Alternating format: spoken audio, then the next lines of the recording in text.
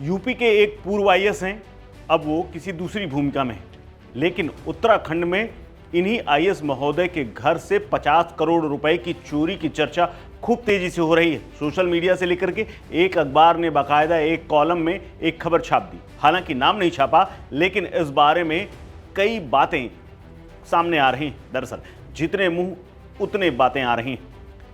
कहा जा रहा है कि यूपी के एक चर्चित आईएएस जो अपने समय में बेहद ताकतवर हुआ करते थे, अब वो पूर्व आईएएस हो चुके हैं। उनकी कोठी से 50 करोड़ रुपए की नकदी चोरी हो गई और ये खबर ऐसी है जिसको लेकर के वो तो शांत हैं, उन्होंने चुप्पी साध रखी है, लेकिन उनकी मैडम बेहद परेशान है। दरअसल ऐसी ही एक खबर की क्लिप सोशल मीडिया पर तेजी से वायरल हो रही है, जिसे अखिलेश यादव समेत तमाम लोगों ने इसे शेयर किया है। लेकिन हैरानी की बात यह है कि इतनी बड़ी चोरी होने की ना तो कोई एफआईआर दर्ज कराई गई है और ना ही इसके बारे में कोई कुछ भी बोलने को तैयार है। लेकिन खबर है कि उड़ती उड़ती उत्तराखंड से यूपी के लखनऊ और लखनऊ के सचिवालय समेत आईएएस लॉबी के अंदर खूब चर्चा में है।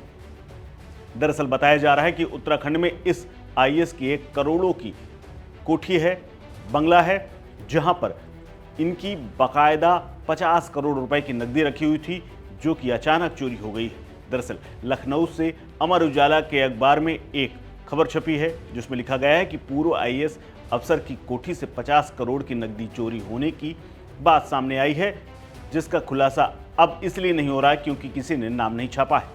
हालांकि पूर्व आईएएस अधिकारी की कोठी उत्तराखंड के नैनीताल में एक बेहद खूबसूरत पहाड़ी में होने की बात कही जा रही है।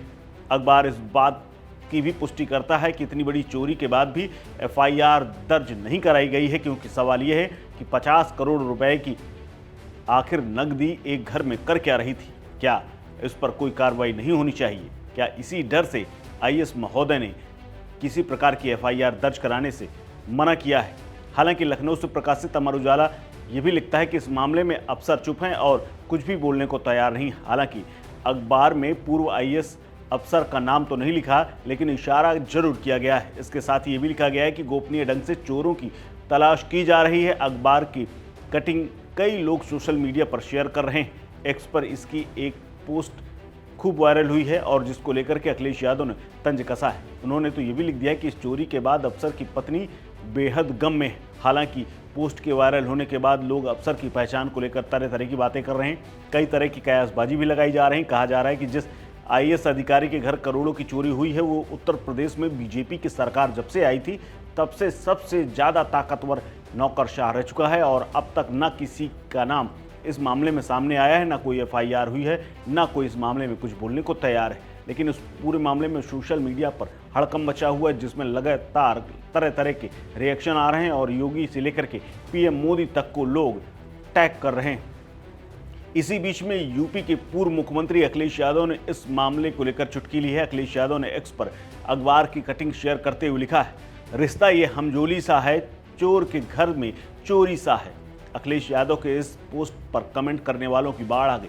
अब चर्चा यूपी से लेकर उत्तराखंड के बीच में है। कहा जा रहा है कि नौकरशाह का ये बंगला उत्तराखंड के नैनीताल के खूबसूरत पहाड़ी में होने के साथ साथ इस बंगले की कीमत और नकदी की चर्चा खूब हो रही है। यूपी में योगी सरकार बनने के बाद इस नौकरशाह की तूती बोलती थी, ऐसा भी चर्चाओं में खूब है। तमाम लोग तो कई आईएएस अफसरों के नाम तक लिख रहे हैं, लेकिन कौन है ये आईएएस, इस बात की पुष्टि नहीं हो पा रही है। नौकरशाह के नाम को लेकर के अलग अलग तरह के कयासों का बाजार खूब गर्म है।